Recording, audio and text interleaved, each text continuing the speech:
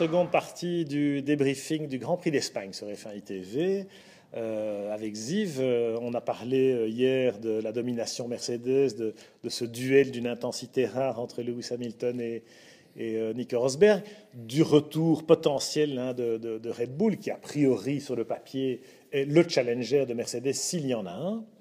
En revanche, là, on va parler des autres, en l'occurrence des battus, qu'on le veuille ou non, malgré les grands discours et la mobilisation de figures emblématiques, Ron Dennis, Luca Di Montezemolo, etc. Excusez-nous, mais les Ferrari sont à la rue, terminent à un tour quasiment des Red Bull, enfin Kimi est à un tour, je crois, et Fernando 1 minute 30.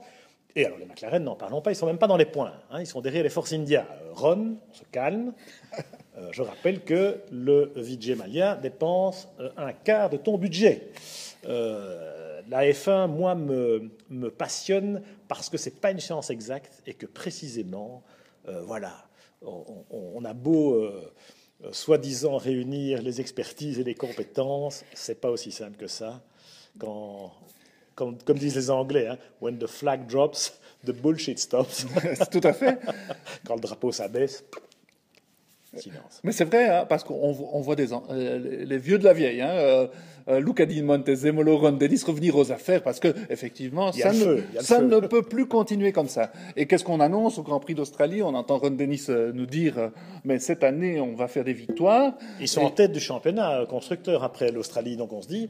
McLaren, bravo. Là, l'effet Boulier, sensible. Bravo Ron, bravo Éric Boulier. C'est vrai que ce sont des gens très compétents, mais on donne des excuses maintenant à Martin Whitmarsh, parce que effectivement, il n'a peut-être pas fait du si mauvais boulot et que c'est compliqué de réussir en Formule 1. C'est très compliqué et on pourrait même se poser la question si la Formule 1 du 21e siècle ne demande pas un nouveau management, une nouvelle sorte de management. Quand on voit le boulot que Christian Horner a fait pour Red Bull, quand on voit ce qui se passe chez Mercedes, où c'est plutôt Toto Wolff aux commandes, plutôt que des anciens, on se demande, tiens, est-ce que les Ron Dennis, les Frank Williams, les Luca Di Montezemolo ne devraient-ils pas laisser la place à des jeunes managers? La génération des quadras. Alors, cela dit, ils ont fait le ménage, puisque Ron a viré Martin Whitmarsh comme un malpropre, disons-le. Au passage, viré Sergio Pérez. Vous avez remarqué que Pérez, il nous a endormi Hülkenberg là, coup sur coup. Là, le dépassement de Pérez sur Hülkenberg, la course qu'il fait, on va parler de Force India après, mais franchement, moi je suis bluffé, parce que moi j'étais pas un fan de Pérez, mais à culpa. Bon. Et alors chez Ferrari aussi, Montezemolo arrive le vendredi en disant tomorrow is another day. Et puis voilà, force est de constater que le pauvre Mattiacci, on ne sait plus très bien comment il s'appelle, lui, il est dans l'ombre. Alors attention, c'est un type intelligent et il va certainement faire un audit interne de ce qui ne va pas.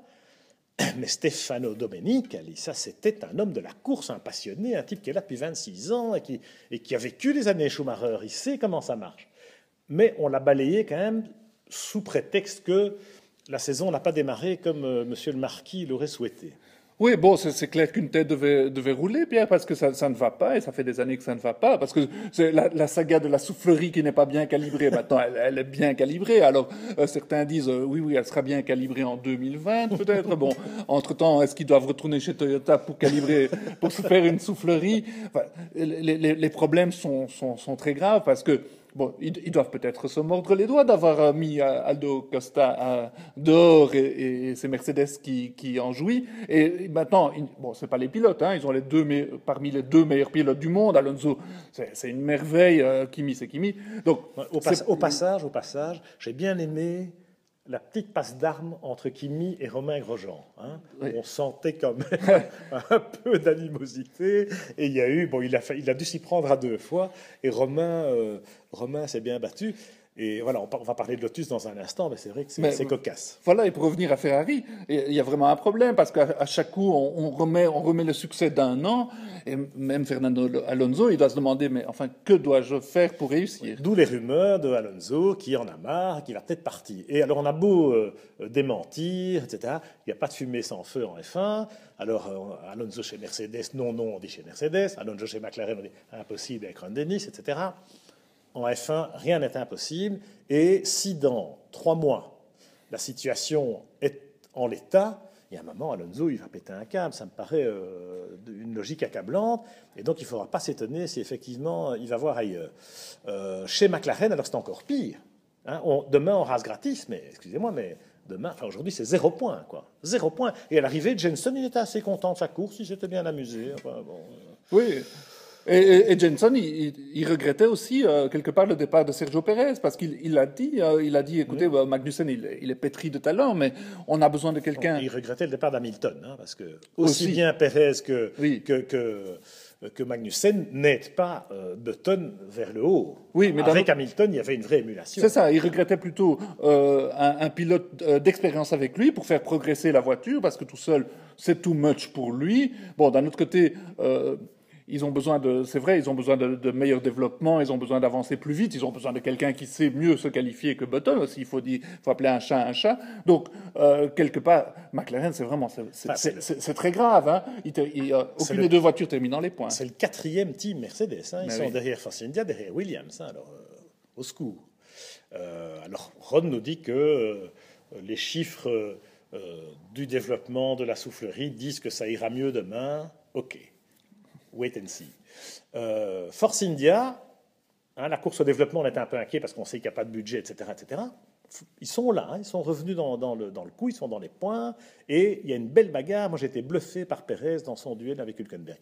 Williams, Bottas, là, il nous fait de nouveau un Giro de la Madonna en qualif, et Massa, il n'a pas vu le jour en course en essayant de changer sa stratégie pour revenir dans le parcours, au secours, dans le trafic, du verglas, du soleil dans les yeux, enfin bref. On n'a pas fini de rire, je pense, parce que cette nouvelle génération, j'aime bien d'avoir cette grille avec la deuxième ligne, hein, Ricciardo, Bottas et Romain Grosjean, 5e. Voilà, ça me donne le sourire et ça laisse augurer des lendemains qui chantent. Oui, c'est très sympa. Hein. Quand on voit chez Force India, Pérez a été très intelligent parce qu'il a marqué Hülkenberg pendant toute la course et il a fait un dépassement magnifique au moment où il fallait. Il y a beaucoup de gens qui enterraient Pérez. Alors, il ne faut pas l'enterrer trop... Moi, le premier. Il ne faut pas l'enterrer trop vite parce que, rappelons-nous, chez Sauber, il avait fait très, très, très belle course. Maintenant, Bottas, c'est très chouette de le voir aussi parce que, lui, il est obligé de battre Massa parce que sinon on dirait qu'il est pas bon. Donc là, il fait ce qu'il faut faire et ça faisait longtemps qu'on n'avait plus vu une Williams en troisième ligne. Appareil fait. Donc ça, c'est très très sympa. Deuxième ligne. En deuxième ligne même, c'est vrai. Mais d'un autre côté, la Force India, quand son comportement était vraiment mauvais, hein, sous-virage, sur-virage, etc., ils peuvent remercier le bon Dieu d'avoir un Mercedes. Mais ils battent McLaren. Pour avoir la top speed. Et bon, alors c'est vrai que... Mais Hülkenberg, vous avez vu que le graining sur l'avant gauche était plutôt chez lui. Et là, Pérez a cette petite science du pilotage, cette sensibilité qui a fait la différence. En tout cas, on s'est régalé. Enfin, moi, je me suis régalé. Peut-être pas vous, mais en tout cas, nous, on s'est régalé. Tout à fait. Et si vous nous regardez, je pense que vous êtes régalés aussi. Et donc, vivement Monaco, parce que là, ça va être top. On s'est régalé de voir Romain Grosjean de retour en Q3. On s'est régalé de voir Lotus plus ou moins compétitif et accrocher des points. On parle quand même d'un one-car team, hein, je te rappelle. Tout à fait. Mais saluons quand même cette performance de Grosjean. Il a super bien roulé ce week-end, il fallait le dire. Grosjean est un peu seul, même si, on en parlait hors antenne avant de commencer, moi je me réjouis vraiment. Jeudi matin, je vais être là, le nez sur la piste à Monaco, parce que Pastor Maldonado à Monaco, c'est un carnage. Un tel car control, c'est un acrobate. Pastor, au deuxième tour, il va nous faire un temps. Et rien que pour ça, je me régale, même si l'excellence, je pense, entre les rails à Monaco, ça va être Lewis Hamilton avec cette Mercedes. Et le challenge pour Nico Rosberg, il est très, très, très haut. Oui, mais il a fait la pole l'année passée, il a gagné, donc il est aussi dans son jardin, donc tous les espoirs sont permis. Vivement Monaco!